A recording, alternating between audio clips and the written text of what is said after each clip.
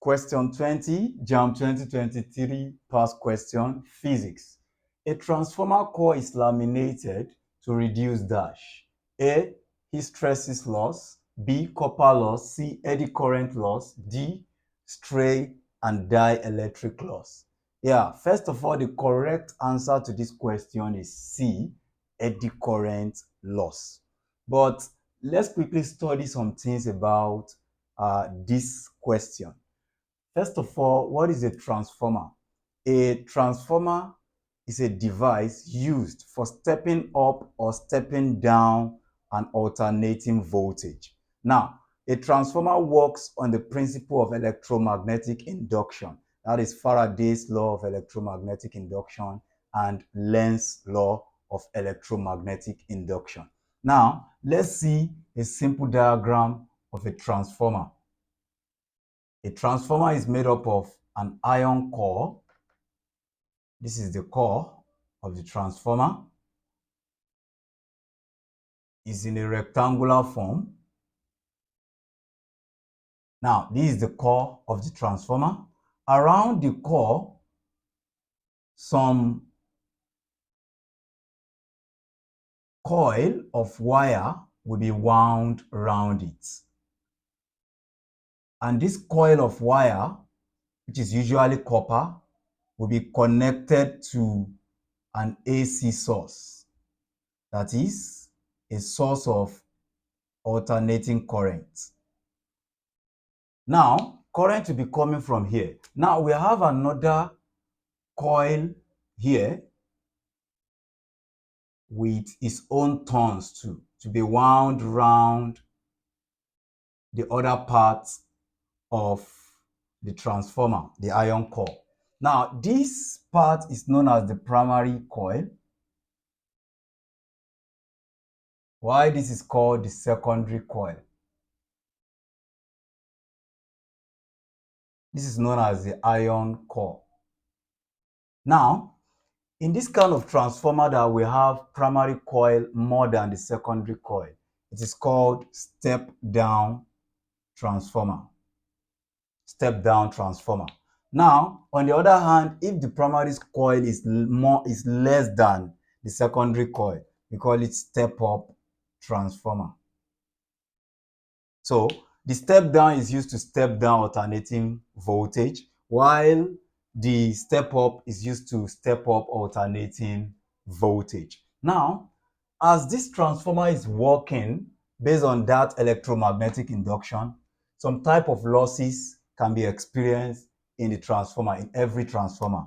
Majorly, we have two kinds of losses that we can experience in a transformer. Majorly. The first one is iron or core loss, which is always a constant loss. It's constant. Then the second type, which is also a major type of loss, that's copper loss. Copper loss is also known as I squared R loss. And this is always a variable loss. It changes. Now, the other types of loss that are not very significant is the stray loss. Stray loss. And finally, we have the dielectric loss. Dielectric loss. Now, this iron or core loss is further divided into two. We have the eddy current loss. Eddy current loss. Then we have hysteresis loss. Hysteresis loss. Now, this iron or core loss takes place in the iron core, while copper loss takes place in the coil, which is always a copper wire. It takes place in the coil. Then stray loss takes place inside the coil winding.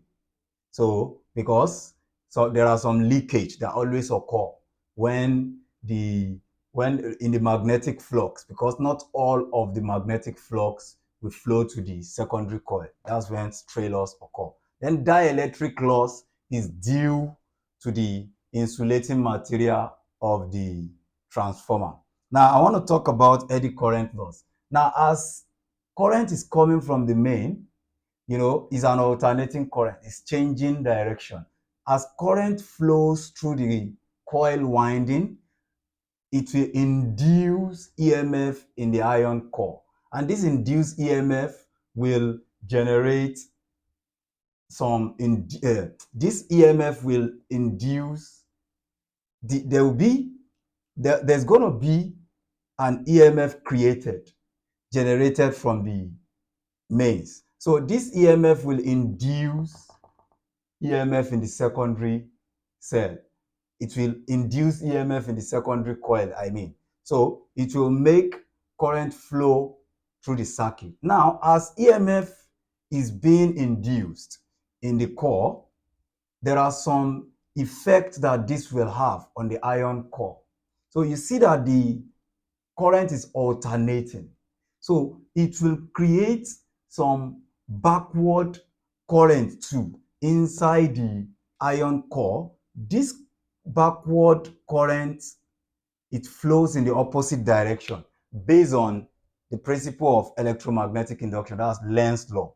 Now, this backward current that we are having is not needed at all because it's opposing the direction of flow of the normal current. This backward current is known as eddy current. So it will create unnecessary heat in the iron core. So if this persists and it is not controlled, it can later affect totally the current that we need in the circuit, in the transformer, and later affect the whole transformer. Now, to reduce this, we have to laminate.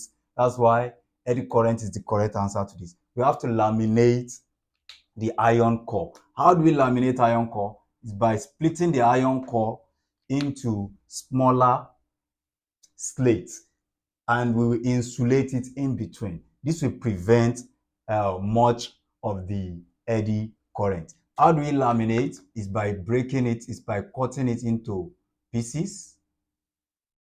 I'm just trying to draw the physical view of it. Then in between the first division, we are going to have, before the next one, we are going to have an insulator. This is an insulator.